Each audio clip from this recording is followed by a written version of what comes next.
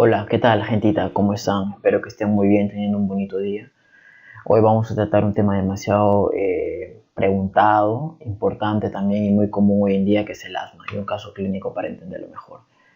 Todo empieza con un alérgeno, ¿no? Un alérgeno es toda aquella sustancia, toda aquella molécula, por así decirlo, que va a generar la respuesta de hipersensibilidad, ¿no? Eh, Esta va a ser captada por una célula presentadora de antígenos, dentro de ellos los macrófagos, ¿no? Pero sobre todo las que principalmente actúan aquí y las que son las más importantes en el asma son las células dendríticas. Las células dendríticas van a presentar este alérgeno al linfocito T helper 2 y el linfocito T helper 2 es el primer agente o la primera célula que va a iniciar la respuesta de hipersensibilidad. O sea, la respuesta del ataque asmático, la respuesta exagerada, ¿no? Exagerada del sistema inmunitario. ¿Por qué? Porque va a producir interleuquinas, que son mediadores de la señalización. Y lo más importante es la interleuquina 4 y la interleuquina 5.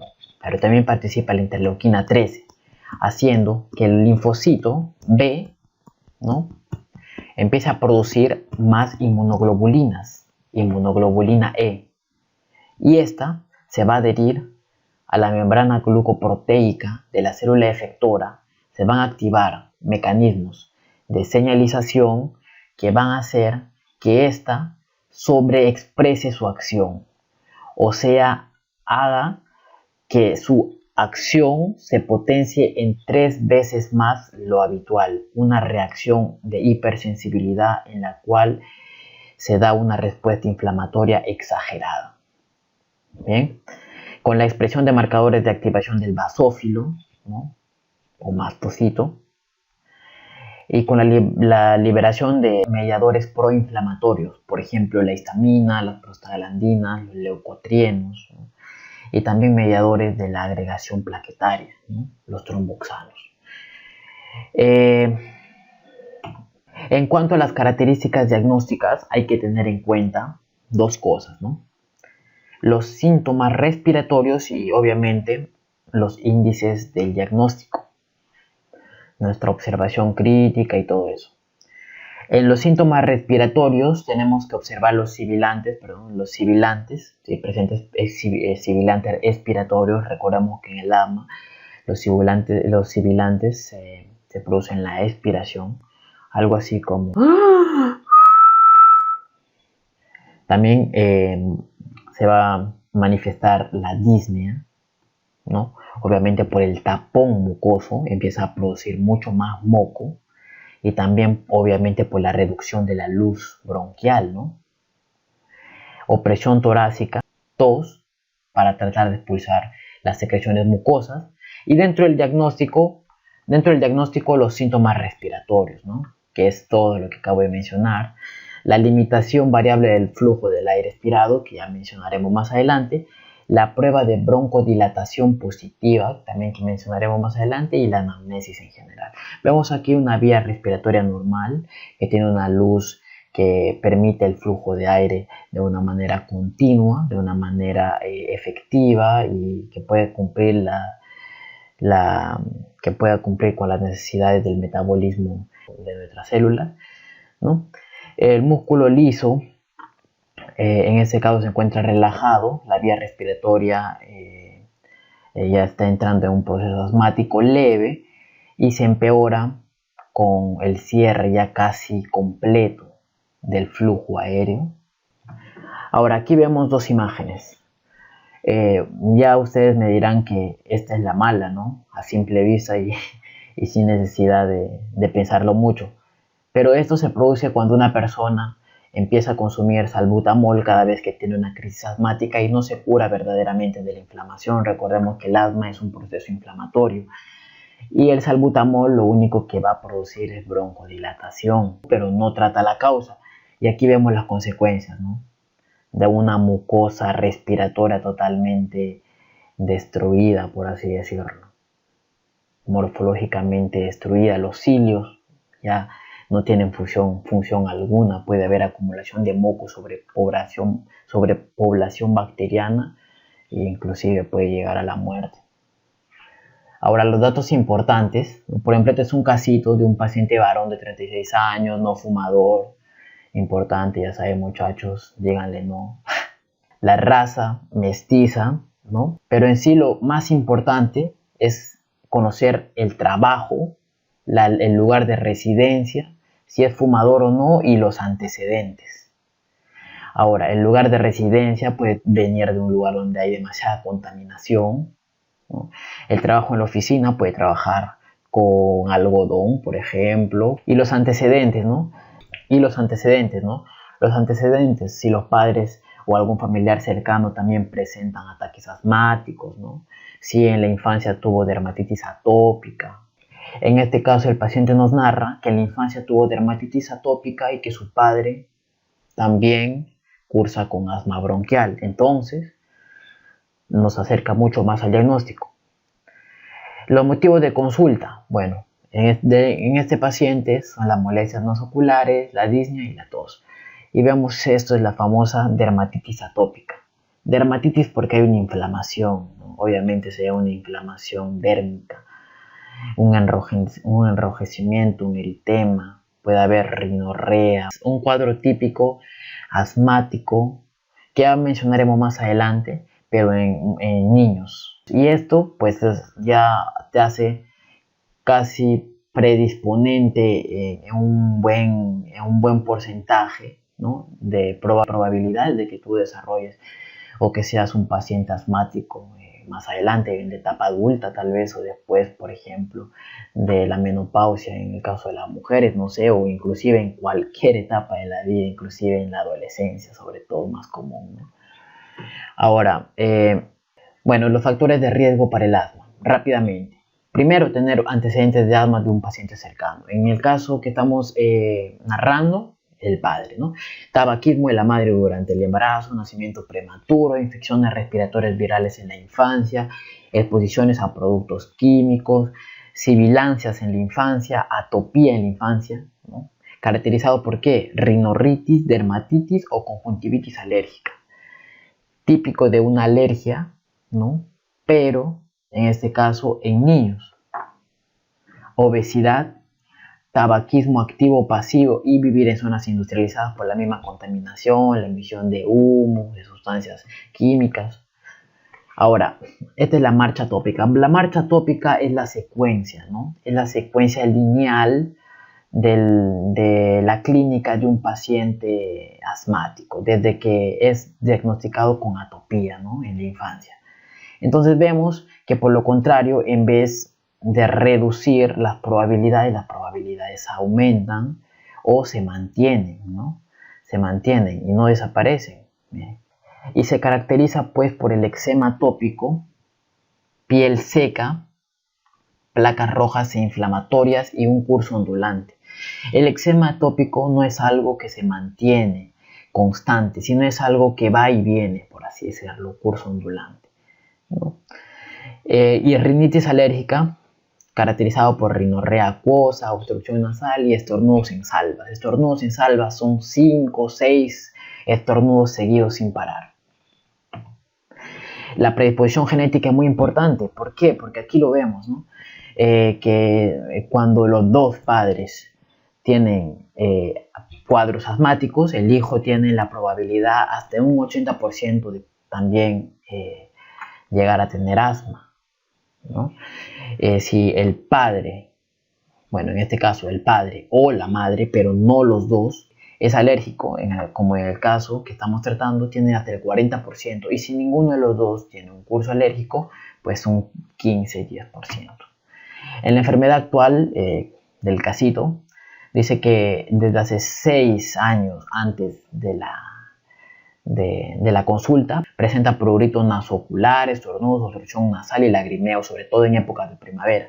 4 años antes de la consulta se añaden crisis de disnea, sibilancias, tos seca y opresión torácica. Ojo, al principio solo en primavera. Esto es algo importante, ¿no? Que ya mencionaremos más adelante. Y 2 años antes de la consulta, los síntomas se presentan en cualquier época, de 1 a 2 veces por semana y a veces por la noche, caracterizado por disnea de esfuerzo y limitación de sus actividades, ¿no? Y aquí rápidamente hubo varios ejemplos de lo que son los alérgenos, ¿no?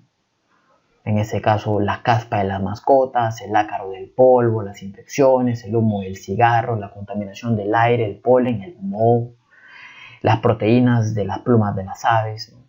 Etc. Bueno, ahora los desencadenantes de los síntomas. Es muy importante preguntarlo, ¿no? ¿Con qué aumenta? ¿Con qué disminuye?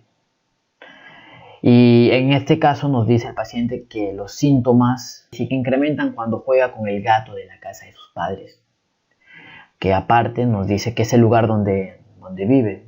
Estos síntomas son progresivos, empeoran en la primavera, nos comenta el paciente, y son asintomáticos cuando va a la playa. Tipos de asma rápidamente, el asma alérgica, que es el más común de todos, ¿no? Más de la mitad de los pacientes asmáticos son por asma alérgica, por neumoalérgenos. Asma no alérgica cuando está relacionado a sustancias, a cambios bruscos de temperatura, a infecciones respiratorias virales o bacterianas o exposición a sustancias irritantes. El asma inducido por ejercicio, que su mismo nombre explica, y el asma ocupacional, que se presenta solamente en el ambiente laboral, como polvo, en este caso de la madera, el acerrín, ¿no?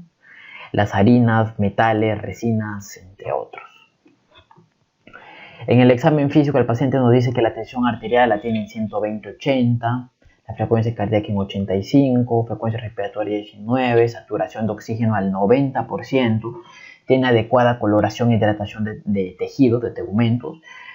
El puente nasal transverso está normal. La mucosa nasal sí se encuentra pálida, aquí ya es importante recalcar esto, y con edema, y la citología, ¿no?, de la mucosa nos indica que tiene eosinófilos al 20%. Recordemos que los eosinófilos, lo normal es hasta 5%. La orofaringe no presenta alteraciones, los ruidos respiratorios se encuentran acompañados de sibilancias respiratorias bilaterales y no presenta lesiones dermatológicas. Aquí la prueba de laboratorio que se tomó al paciente nos indica que tiene eosinófilos al 20% e inmunoglobulina E a 215 unidades internacionales por mililitro. ¿Y cuánto es lo normal de inmunoglobulina E? Hasta 100 unidades internacionales por mililitro. Entonces aquí vemos que hay un aumento por el mismo cuadro asmático. Recordemos, ya sabemos la inmunoglobulina E porque ahora los eosinófilos, ¿no?, también van a ser estimulados por el T helper 2, por el linfocito T helper 2. Va a hacer que el eosinófilo empiece a producir sustancias proinflamatorias y broncoactivas, por así decirlo. Aquí tenemos los más importantes, el leucotrieno, los leucotrienos, por eso hoy en día se receta antileucotrieno para el asma, como el Montelukast, por ejemplo. ¿Ya? Pero sin desviarnos del tema, leucotrienos, que van a producir broncoconstricción, hipersecreción de moco y otras sustancias que van a producir hiperreactividad bronquial y remodelación de la vía aérea. Ahora, el estudio diagnóstico. El estudio diagnóstico primero tiene que consistir en una historia clínica buena, ¿no? Preguntar sobre los antecedentes de atopía y los factores de riesgo que ya comentemos en las diapositivas anteriores. La exploración física nos muestra sibilancias expiratorias y los estudios complementarios de beta-hemoglobina, de monoglobulina E, la radiografía de tórax, las pruebas cutáneas, nos van a ayudar a confirmar nuestra sospecha diagnóstica. La espirometría con broncodilatador, sin embargo, es la más importante de todas. ¿Cómo se realiza? A través de una espirometría, ¿no? Se usa un instrumento llamado espirómetro, que es este de aquí, ¿no? Al paciente se le coloca 2 pincitas y hacemos que respire normal primero y luego que haga una inspiración máxima y luego una expiración máxima. Y esa expiración máxima que la haga en 6 segundos y que el primer segundo lo haga con fuerza. Prácticamente es eso, ¿ya? Básicamente eso es la espirometría. Ahora, lo segundo que se debe hacer es, una vez ya le medimos el basal, ¿no?, de la espirometría, administramos 3 a 4 puffs de salbutamol. ¿Ya? Luego esperamos 15 o 20 minutos y realizamos una nueva espirometría.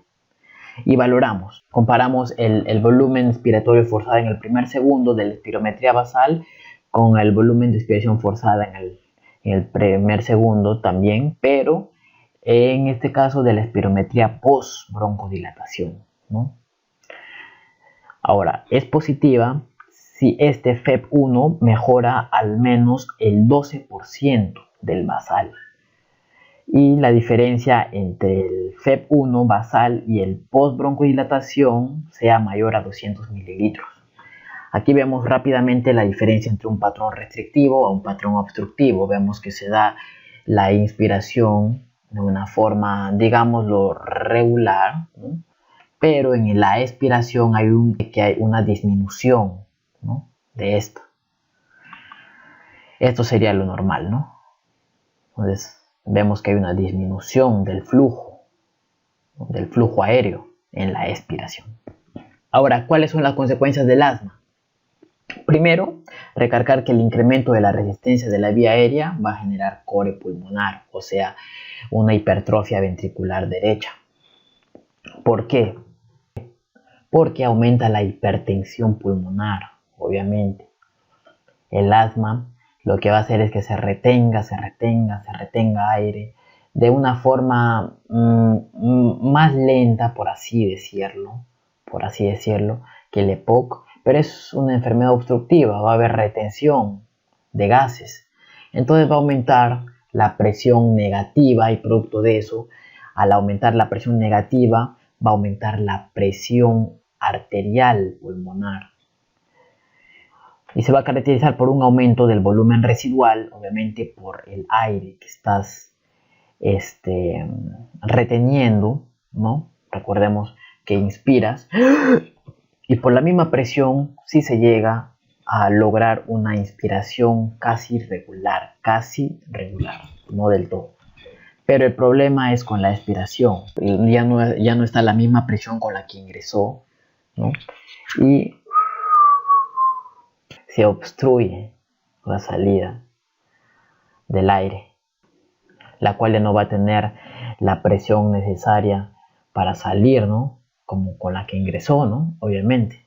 Entonces, el aumento del volumen residual, ¿no?, va a producir también un aumento de la capacidad residual funcional por el mismo aumento del volumen residual, ¿no? Hay más aire que no se va a utilizar, hay más aire que solamente va a llenar el pulmón, por así decirlo, pero no va a ser un aire de capacidad vital, ¿no?, que es lo que verdaderamente nos importa. Entonces, el volumen residual, que es lo que no se va a utilizar, va a aumentar la capacidad residual funcional y también la capacidad pulmonar total, ¿no? ¿Y qué es lo que va a disminuir? Lo que verdaderamente nos importa, la capacidad vital. El aire innecesario, recordemos que el pulmón también tiene un límite, ¿no? Si aumenta el aire innecesario, va a haber una disminución del aire necesario. Entonces, ¿y cuál es el aire necesario? Nuestra capacidad vital, nuestra capacidad de respiración e inspiración. Y también el pico de flujo expiratorio y el BEF1, también importante, ¿no?, que aquí no lo puse.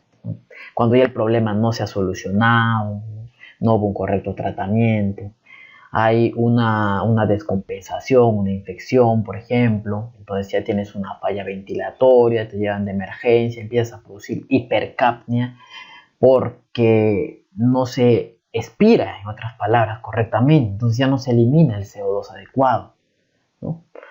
Y una acidosis respiratoria, ¿no?, por esta hipercapnia.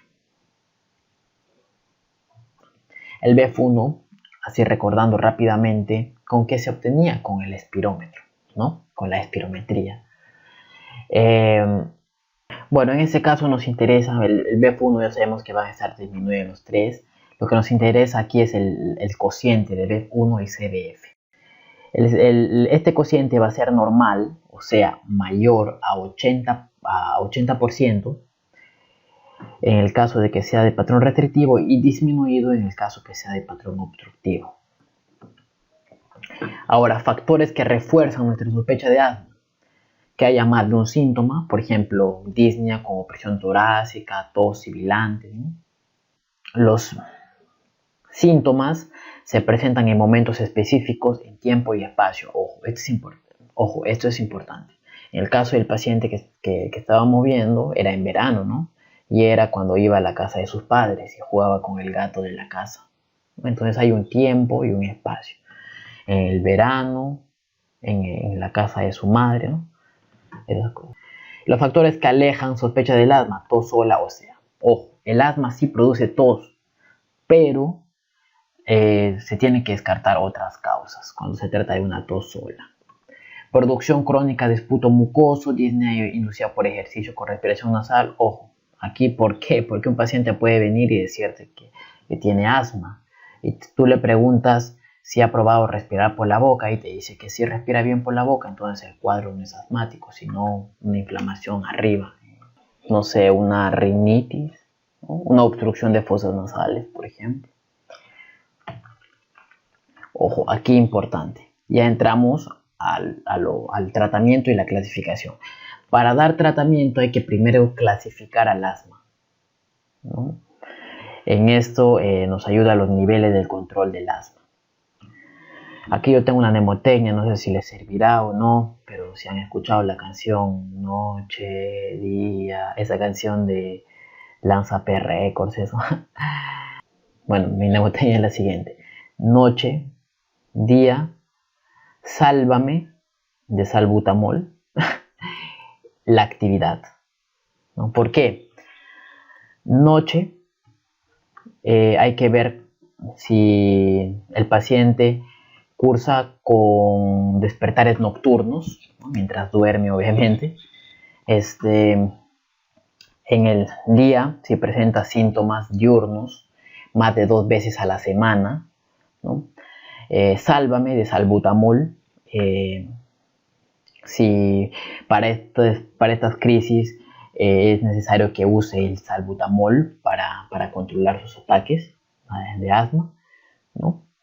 En este caso más de 2 veces por semana, y o si presenta la limitación de la actividad debido al asma, ¿no? Sálvame la actividad.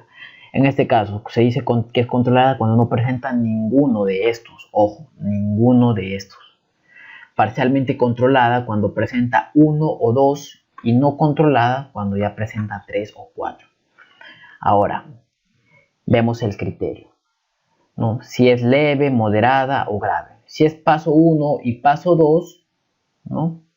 Esto se dice que es leve. Si es 3 o 4, se dice que es asma moderada. Cuando es paso 1 y paso 2, recordemos que es leve, ¿no? Aquí está, paso 1 y paso 2, leve. Cuando es paso 3 o paso 4, moderada, ¿no? Aquí lo vemos. Y paso 5, cuando ya es grave. Cuando es paso 1, paso 2, bueno, SABA, ojo, no como tratamiento, porque ya vimos la imagen de inicio que puede pasar cuando una persona no se trata y solamente apacigua los síntomas. Bueno, ahora el tratamiento de la leve, ¿no? Que es esta, se puede tratar, bueno, se trata con X y con un beta agonista de acción larga, el formoterol. X, que son los corticoides inhalados, ¿no? Corticoides inhalados, como cuáles, la budesonida, fluticasona, beclometasona, ¿no? Y los LABA o los beta agonistas de acción larga, pues tenemos el formoterol, el salmeterol, ¿no? Pueden durar hasta 24 horas inclusive. Ahora, si se trata de una moderada, también miren, Xlava, lo mismo, pero aquí ya cambian las dosis, ¿no? Se puede usar dosis ya medias altas, ¿no? De Xlava. Y obviamente se va a cambiar Si se estaba usando primero formoterol y no funcionó, ahora usamos salmeterol, ¿no? Y el paso 5, ya se tiene que usar inmunosupresores como las antiinterleuquinas 5, por ejemplo, ¿no? Antiinmunoglobulina E, antimuscarínicos de acción larga como el bromuro de tiotropio. Inclusive se puede usar también sulfato de magnesio. Bueno, obviamente un ventilador mecánico si ya no se logra compensar, ¿no?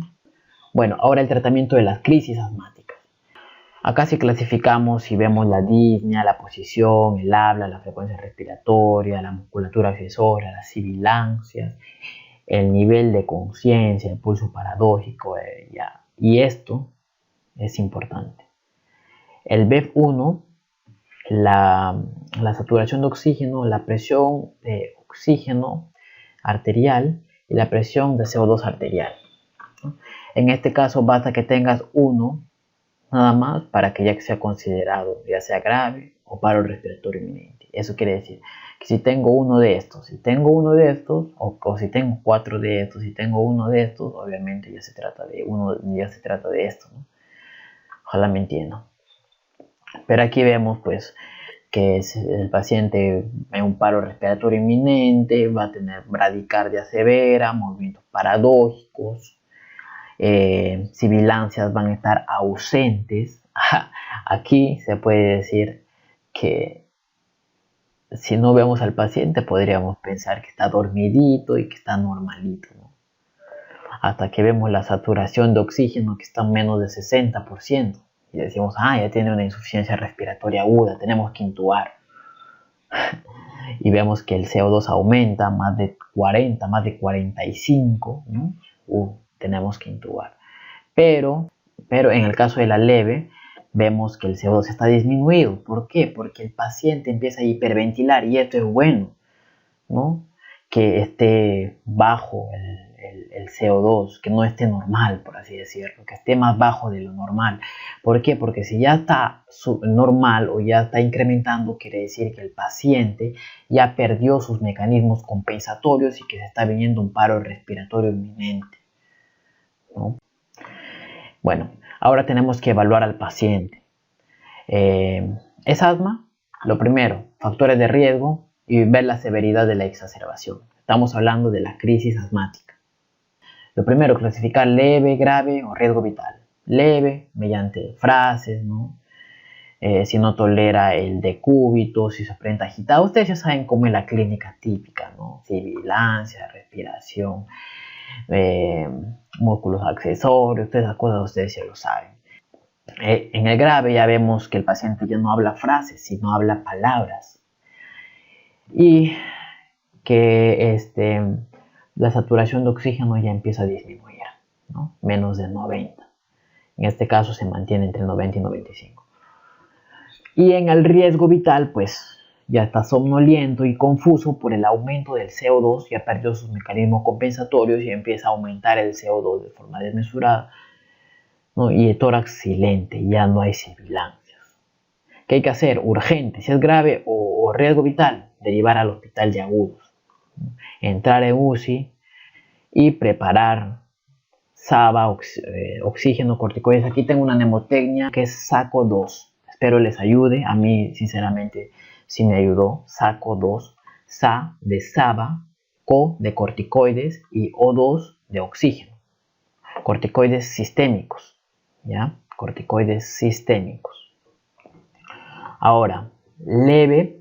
Cuando es leve, se inicia el tratamiento con SABA, salbutamol, sus puffs, repetir cada 20 minutos por 1 hora, listo. Se puede escalar un escalón más de esto. Bueno, se tiene que escalar un escalón más. Si está en paso 2, tiene que pasar a paso 3. Si está en paso 3, tiene que pasar a paso 4, ¿no? Y evaluar la respuesta al tratamiento en 1 hora o antes. Ahora, esto es de forma ambulatoria. Ahora, en un hospital de agudos, ¿no? Lo clasificamos de forma rápida. Si UCI lo evalúa como un potencial de muerte inminente, iniciar SABA urgente, oxígeno y preparar para la intubación, ¿no? Ahora, si es leve o moderado. Bueno, si es leve, acá es saco 2, igual la neumotecnia que les enseñé, pero ahora brr, como Manuel. Brr. Saco 2, brr. Ya, espero les ayude. A mí de verdad sí me ayudó bastante. Saco 2, brr. Entonces, sa de saba, co de corticoides, en este caso prednisolona, ¿no? Pero pueden usar otros corticoides, ¿no? Obviamente, pero en este caso nos recomienda prednisolona, O2 de oxígeno y BR de bromuro, de hipertropio. Saco 2 BR, entonces ya saben. Hospital de agudos, saco 2 BR. Crisis asmática, ¿no? Crisis asmática ambulatoria, saco 2 nada más. Ya no es el BR de nuevo. Bueno, ya. Si es grave, ya pues saco 2 BR también. Pero en este caso el saco 2 BR va a estar, va a tener que acompañarse de sulfato de magnesio y de altas dosis de inmunocorticoides. Como le dije, el sulfato de magnesio, les dije que es importante en la crisis asmática. Si continúa el deterioro, se debe tratar como severa y debe tener una evaluación por UCI. Ahora debemos evaluar la progresión clínica. Más adelante, escalar un escalón más de tratamiento y darle de alta, ¿no? A medida que se recupere. El diagnóstico diferencial, pues se puede confundir muchas veces con otro cuadro de obstrucción de vía aérea. Inclusive EPOC se puede confundir con EPOC, ¿no? EPOC, disfunción también de las cuerdas vocales, enfermedades pulmonares intersticiales difusas como la fibrosis pulmonar y otras enfermedades como la insuficiencia cardíaca. Bueno, eso es todo, muchachos. Muchas gracias por haber llegado hasta este video. Espero que haya sido de su agrado. No se olviden del saco 2 y del saco 2 brr. Y que tengan un bonito día y muchas vibras. Hasta luego.